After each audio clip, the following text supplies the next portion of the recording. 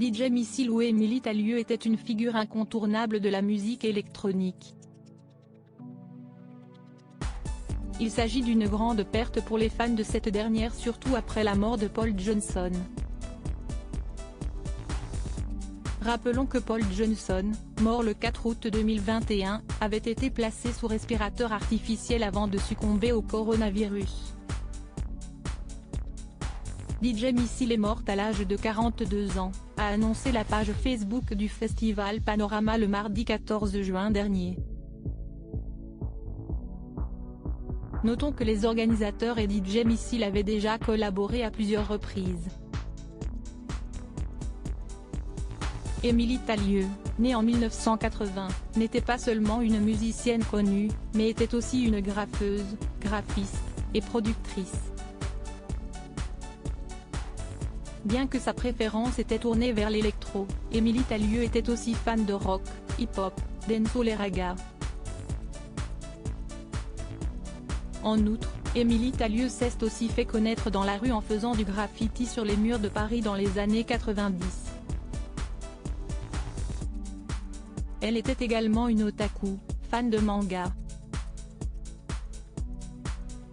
Si est en voyageant qu'elle a évolué pour ainsi faire partie des événements des grandes métropoles du monde.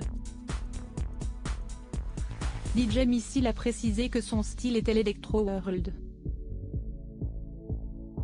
Si est vrai que le dernier morceau a été fait en collaboration avec la sénégalaise Seni Camara, mais le prochain EP sera plus latino, avec des chanteuses cubaines et portoricaines.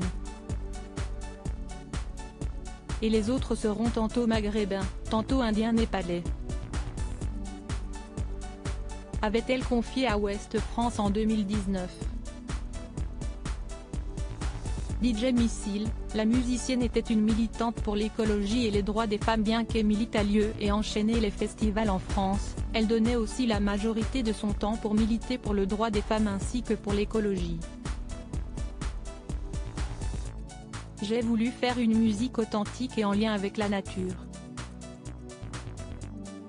Si est le sens du morceau Climate Change, ou encore 432 MHz, dédié aux arbres et à cette fréquence que certains qualifient de naturelle, en harmonie avec la nature et le corps, avait-elle confié.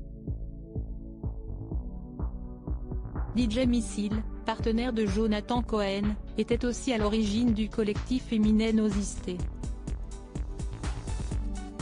L'objectif étant de développer l'esprit d'émancipation et de solidarité. Ta musique, ton énergie et cette joie de vivre que tu partageais vont nous manquer. Nous avons aujourd'hui une grosse pensée pour sa famille et ses proches. RIP Émilie, avaient écrit les organisateurs du festival face à cette perte.